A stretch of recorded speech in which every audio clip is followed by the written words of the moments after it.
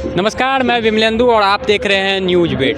अभी मैं पटना के ऐतिहासिक गांधी मैदान के पुस्तक मेला में हूं और पुस्तक मेला में इस बार एक अलग से पंडाल की व्यवस्था की गई थी जिसमें सिनेमा पे बात हो रही थी और रोज़ एक डॉक्यूमेंट्री मूवी दिखाई जा रही थी। आज हमारे साथ फिल्म अध्येता प्रशांत रंजन जी हैं और इनकी आपकी थीम थी सर कि गाँव में सिनेमा। हाँ, आज का हमको विषय मिला था बोलने के लिए सिनेमा से गायब होते गांव।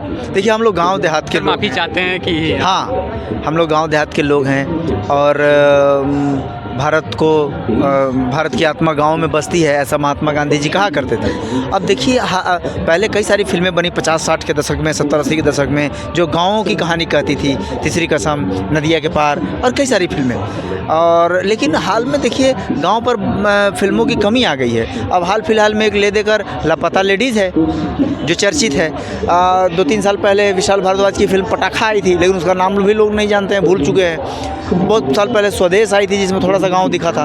तो अब देखिए, इतनी सारी वेब सीरीज़ बन रही हैं, हमको लगता है 100 से अधिक वेब सीरीज़ इंडिया में बन गई हिंदी में, और सिर्फ एक वेब सीरीज़ याद रहता है हमको, पंचायत, जो गांव पे बनी हो। तो भाई, इतनी वेब सीरीज़ की भीड़ में सिर्फ एक पंचायत ही है क्या?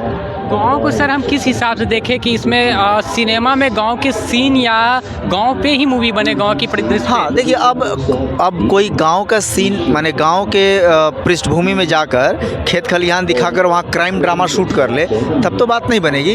हम कहते हैं कि गांव की कहानी, टोले मोहल्ले की कहानी, रिश्ते नातों की कहानी, खेत खलिहान पशु पक्षी की कहानी, वो दिखाइए। और देखिए, ऐसा नहीं कि रिस्की है। आप एक बार बनाएंगे ना तो लोग अपने चीज़ों को देखना चाहते हैं। आप बनाएंगे, लोग उसका स्वागत करेंगे, हाथों हाथ लेंगे।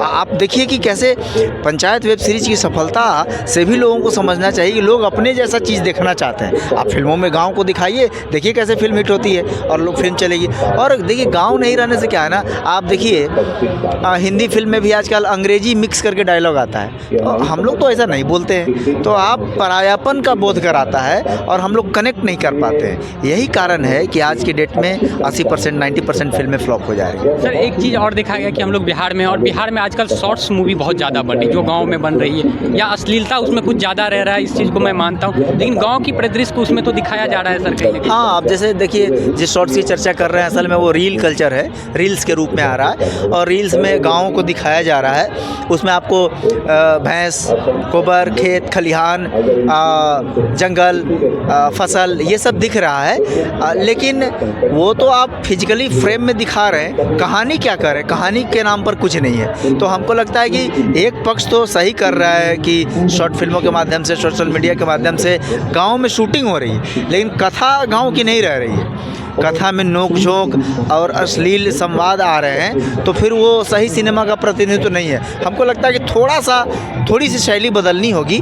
जैसे गांव में शूट कर रहे हैं तो कथा भी गांव की रहे, तब बात करें। ये एक तरह का वर्तमान समय में जो है तो रिक्स भी हो सकती है कि सिनेमा हम बना लिए और पता चला कि गांव के परिदृश्य के सिनेमा लोग देखना नहीं चाह रहे अभी के समय में। नहीं, देखना चाहते हैं गांव की फिल्में लोग देखना चाहते हैं। शर्त यही है, सिर्फ गांव में सीन शूट करने से नहीं होगा, आपको गांव की थीम पर आधारित कोई बढ़िया कथा, इंटरेस्टिंग स्टोरी लिखना होगा और मज़ेदार ढंग से उसको बनाना होगा, तब लोग उसको देखेंगे। शुक्रिया सर बातचीत के लिए। बहुत बहुत धन्यवाद आपका। तो